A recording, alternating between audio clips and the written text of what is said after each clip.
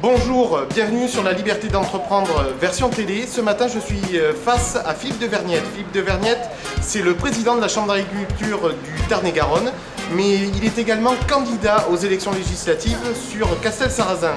On va essayer d'en savoir plus sur son engagement politique et sur sa vie. On y va.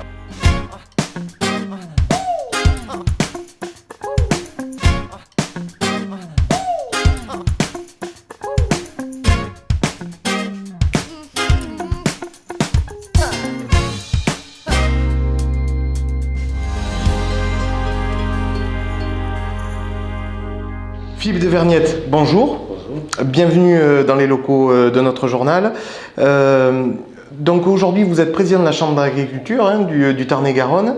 Qu'est-ce qui fait qu'on passe de la Chambre d'agriculture, donc qui est un engagement, on va dire, professionnel presque, à un engagement civique et politique?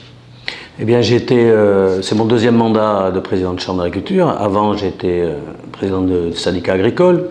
J'ai toujours milité dans le syndicalisme.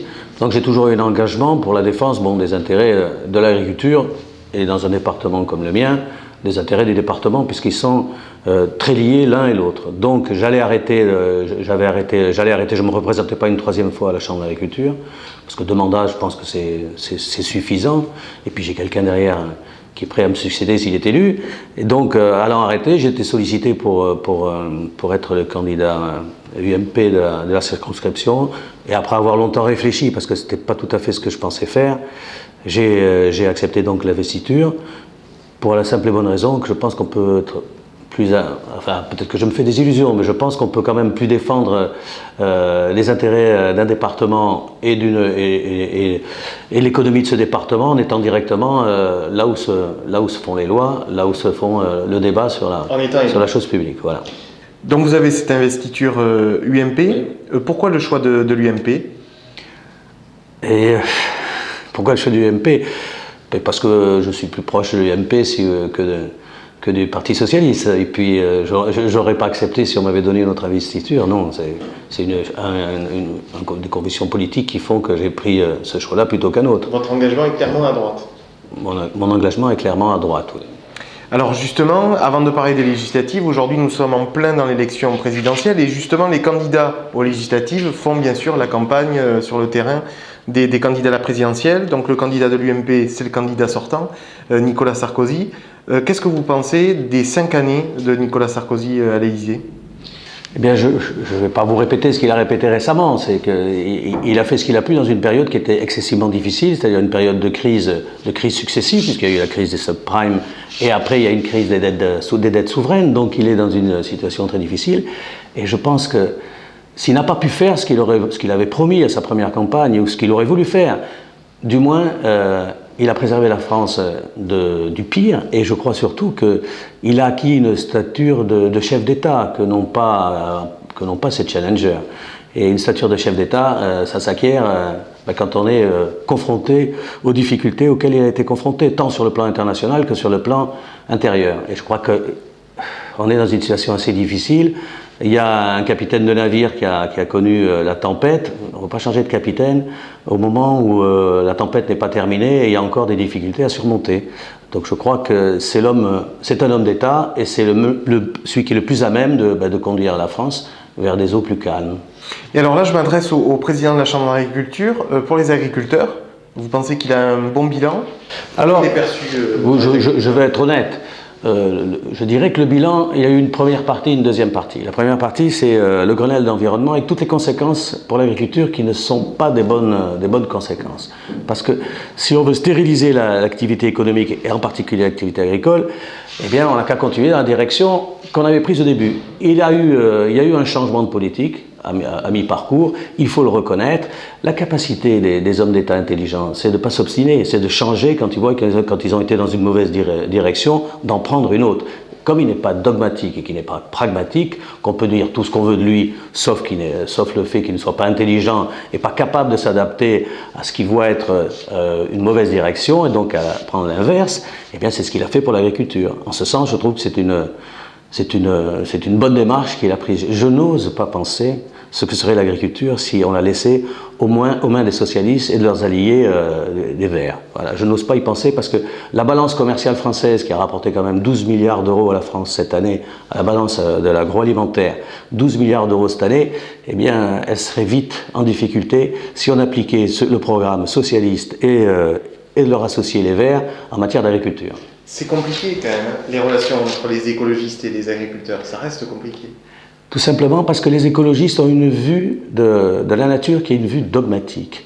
Et qu'en ce qui concerne notre métier, la production, ils veulent revenir à une agriculture qui n'existe plus et qui ne correspond pas aux nécessités présentes, c'est-à-dire nourrir plus de 7 milliards d'êtres humains et demain encore plus. Donc on a un combat qui est nécessaire et indispensable, pas simplement pour la France, parce que ça fait partie de son économie, mais pour l'humanité tout entière. Ils ont une vue qui n'est pas tout à fait la vue qui est la plus appropriée au genre de défis pour lesquels on a à se battre. Et alors le pire, c'est le saccage systématique auquel se sont livrés les Verts et de la recherche en France. Parce que l'agriculture, elle a besoin d'une recherche performante, tant publique que privée, et ce n'est pas en détruisant des essais qu'on fait progresser la France. Au contraire, on s'avance vers la voie de la régression. Voilà. Très bien, on va parler maintenant des législatives. Le rôle du député, pour vous, c'est quoi? Alors, le rôle du député, il a un rôle qui est à la fois local et national. Je pense que si un député est bien au courant de ce qui se passe dans sa circonscription, il est tout à fait à même, avec les gens qui voient à Paris et son travail de député, d'essayer d'orienter dans une direction qui, pour lui paraît la bonne. Voilà. Alors, aujourd'hui, donc, vous êtes candidat sur cette circonscription de Castelsarrasin. Vous êtes contesté par Jacques Brillat sur cette circonscription. Oui. Pour quelle raison? Il refuse votre investiture, c'est ça le... Je pense qu'il a demandé sans la demander l'investiture, il ne l'a pas obtenue, donc il est sorti de sa retraite arcachonnaise pour voir s'il pouvait faire un petit tour de piste dans le Tarn-et-Garonne. Je pense que c'est ça, et donc forcément, comme j'ai l'investiture UMP, il conteste ma... Enfin, je ne sais pas si c'est une très très bonne idée d'essayer de faire perdre un candidat dans un département qui n'est pas facile, parce que c'est un département quand même où il y a le poids du Conseil général et le poids de la dépêche, et donc bon, on a assez à s'occuper de ses adversaires sans attaquer des gens qui sont à peu près dans le même camp, quoi. Donc votre message aujourd'hui, c'est de lui dire « soyons unis pour combattre la gauche ».